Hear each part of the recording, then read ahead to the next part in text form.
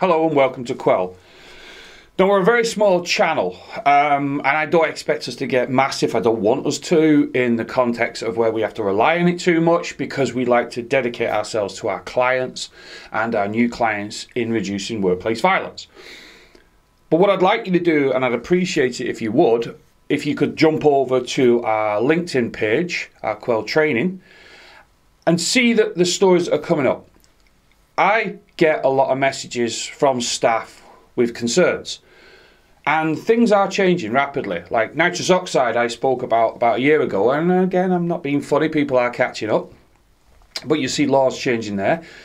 I've spoken for years to do with harassment, and again, you'll see that there's massive things changing, especially in the legal fields as well. So if you've got an interest in your personal safety or the safety of staff, what is the harm of going over, following us on LinkedIn, and we keep it updated all the time? Now, today's video is a video I did about 2 years ago now, and I think it's a very important video because I try to push the element of this to a lot of staff.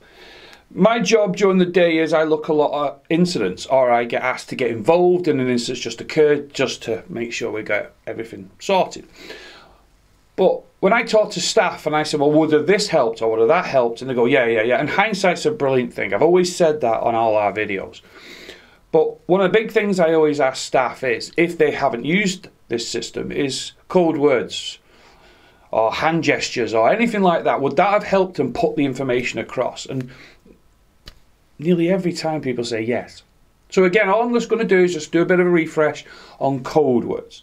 Now, code words have always had a bad rap for years. They've been treated as if they're childish, or people have messed about with them, or people haven't taken them seriously, which you always take things to do with your personal safety seriously. I still cannot get over how people don't tell people where they are, or they give misinformation, or they don't pass information on. It still surprises me, and I've been in this game a long time.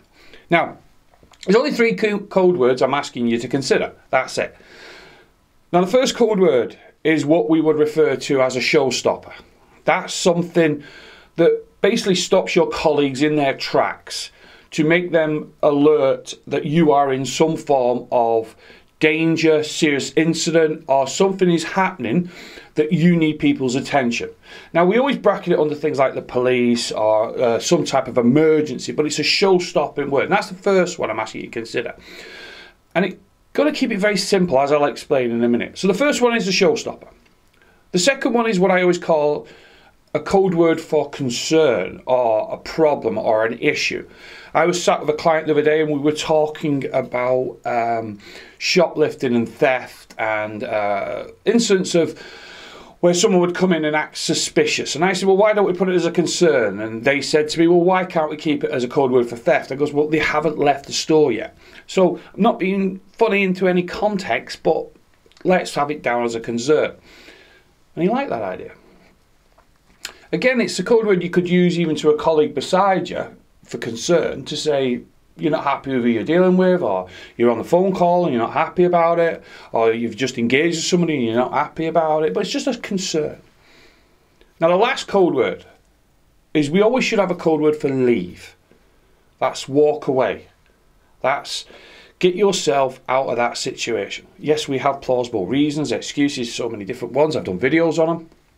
But what I'm asking you to consider is something that you can say to a colleague, if they're with you, to indicate that you wish to leave this situation.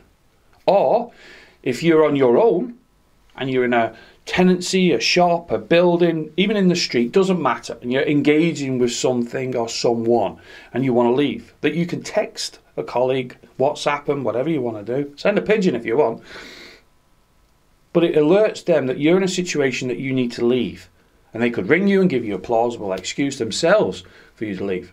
So that's it, just a quick video, just a reminder. 3 code words I'm asking you to consider. 1 for serious incident, as what we call the showstopper. 2, 1 for concern. And 3, leave. Now, it sounds funny again, but trust me, from my experience of doing this job, the amount of staff that have said to me, when I've explained how they could have used that in that incident, have said, I wish I had that in place. Thank you for watching. Please continue to watch. I always say this, but that's just the way I talk. Please have a look at the rest of our videos. You might find one idea that might help you stay safe. Because when an incident occurs, when a staff member looks back on it and realises it was preventable, it can actually be more damage than the incident itself. Stay safe, whatever you're doing, and bye for now.